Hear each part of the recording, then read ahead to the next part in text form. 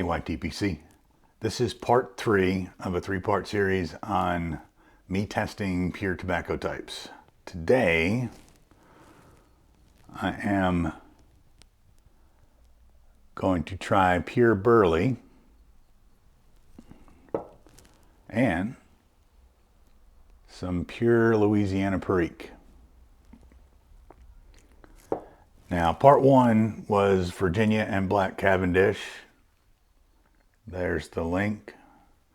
Part 2 was Latakia and Oriental. There's the link to that one. And today, the Burley I'll be smoking in my Country Gentleman, the bent stem.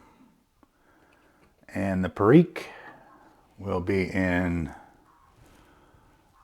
my Savinelli 673 KS.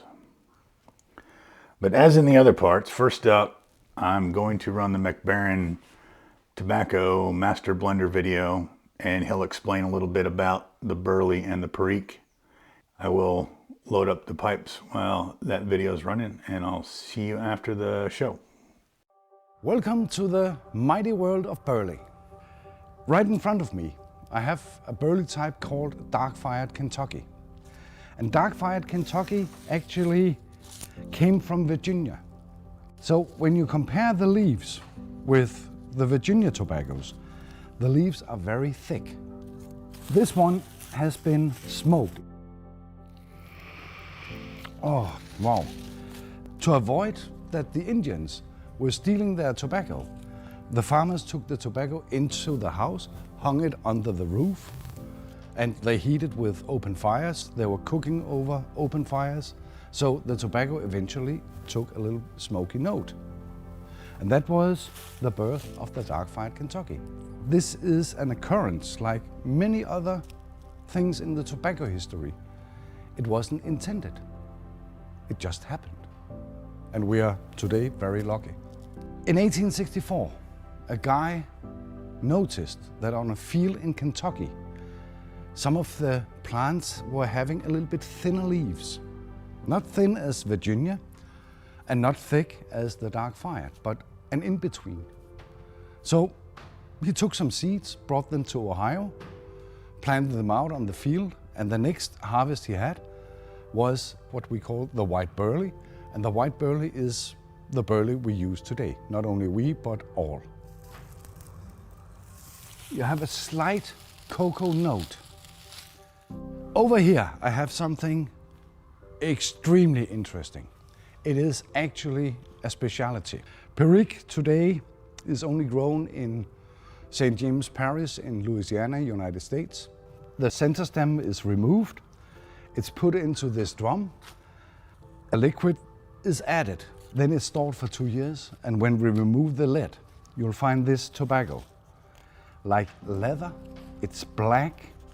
And when you smell it, extremely powerful. The liquid that is added, nobody knows what it is, but works, it does. And well, secrets are beautiful. I appreciate when I see a secret and I can understand that I don't understand what happened. If we all understand it, we lose interest. We just know the magic works. This was the mighty world of Burley. And please, let the magic live.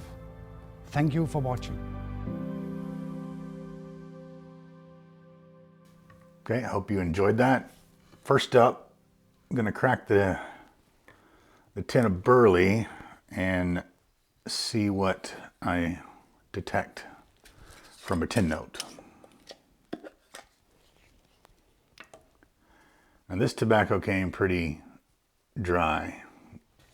This one, the Burley. It wasn't as moist as the others.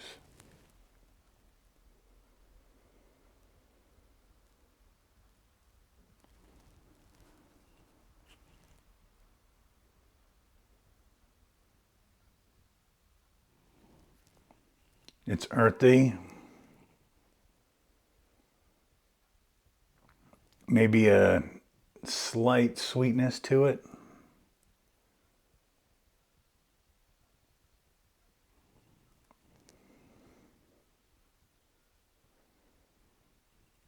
But that's pretty much basically what I get from that.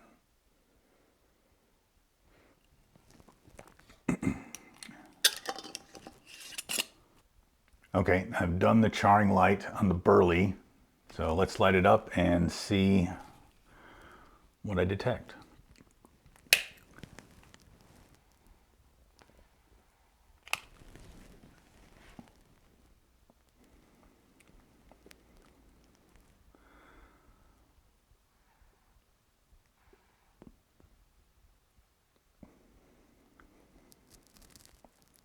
Wow.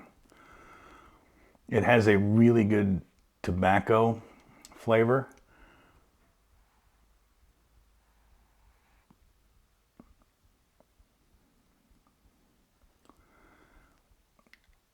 There is a little bit of sweetness, maybe a nuttiness that comes through.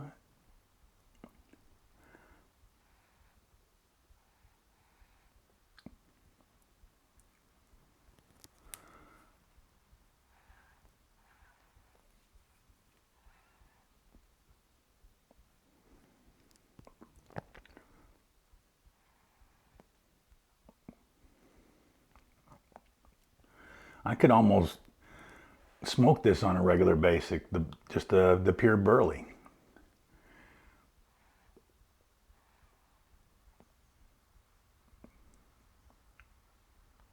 It actually has a better flavor than the gas station stuff that I bought, the Tokram Rift. I'd prefer the straight Burley to that.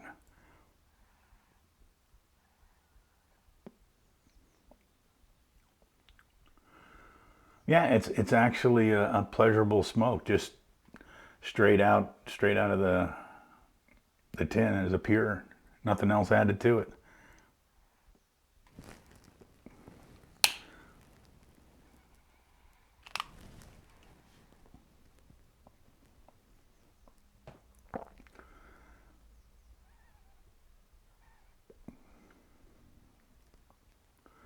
So I'm guessing with my experience with this one is that I'm probably going to prefer Burley blends. Blends that have Burley in them, I'll probably like them.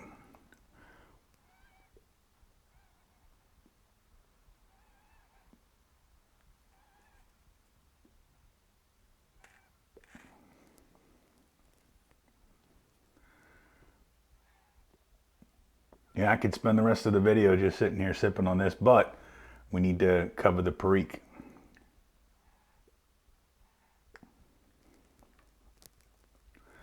Really good. Pure Burley, I'm a fan. Okay, I'm going to get the char light done on the Perique, and while I'm doing that, I'm going to finish this too. So I will see you once I get the char light done on the Perique. I'll be back. Okay, let's crack the tin of the Perique and see what I smell there. Now this one actually came in a separate plastic bag. I kept it in there. It's a good bit of moisture in it.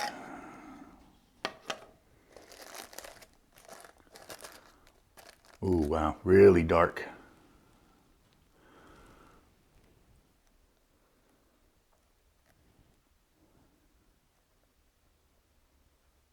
Wow. This one has a really deep wood smell, like from the cask that it was in.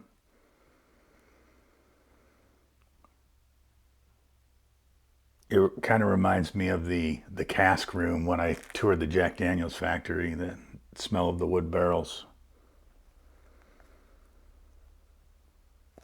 And there's, I don't know if it's fruity or nutty. It's maybe it reminds me of Fig Newton, just a little bit.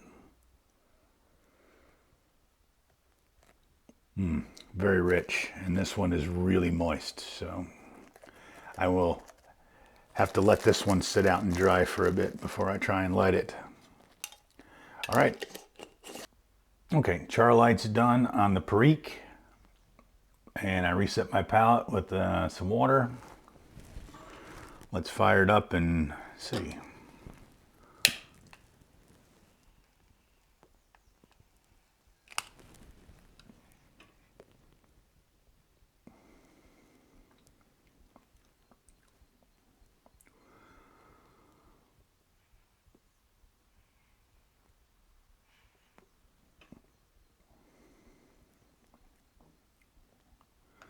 Wow, most of what I got in the tin note is coming out from the bowl too.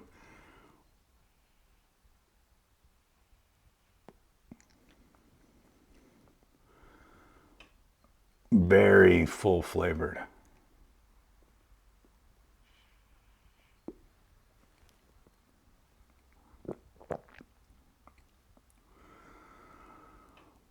I'm getting that woody taste.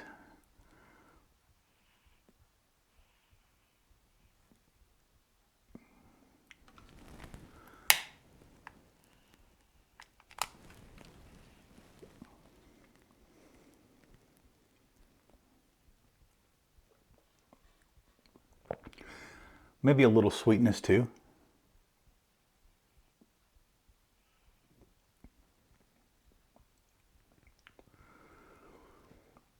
But it's very strong. Unlike the Burley, I don't think I could smoke this daily without it being mixed with something.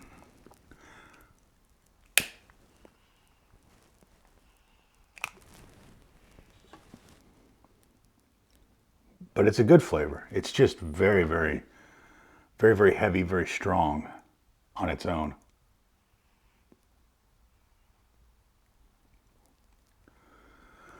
But the taste is very pleasant.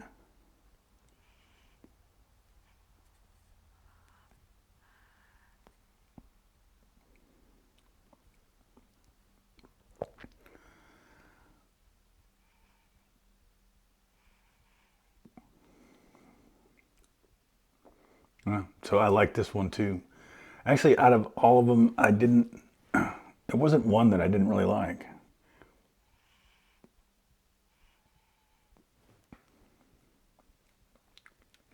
Yeah, very, very strong, full flavored, definitely woody, and maybe some other flavors coming through, but there's just so much going on. And from a noob's palate, I can't differentiate the differences.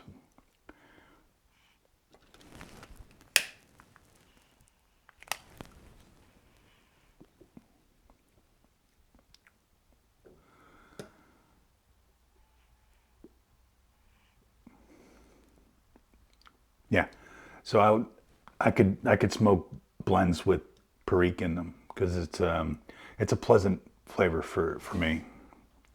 So I know I don't have to worry about avoiding that type of tobacco.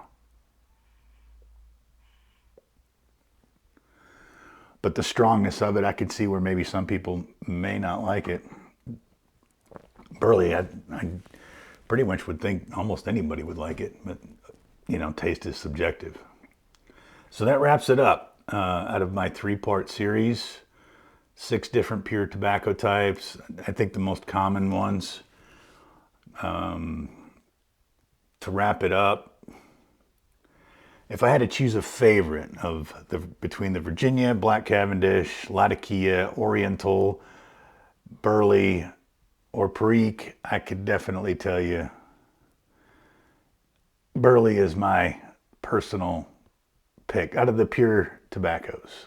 If I could only smoke one for the rest of my life and they were only pure, straight from the farm, it would be Burley. Were there any ones that I would avoid? No. My tastes, I enjoyed them all. And maybe some of them, like the Virginias, were a little bit on the weaker side, not full flavored. But, you know, these are blending tobaccos anyway. So I guess I learned what the individual ones taste like. I also learned there isn't any tobacco that I necessarily have to avoid. It all comes down to toppings and freshness, I guess, that maybe would change it so I wouldn't like it. And I learned that I'm apparently a fan of Burley's. So that wraps up the series. Now I can get back to doing yabos and other type of stuff, but I needed to make sure I finished this out. So those of you that watched all 3 parts, thanks for sticking with it. And who knows what I'll do next. Thanks for watching. Happy piping. And I'll catch you on the next one.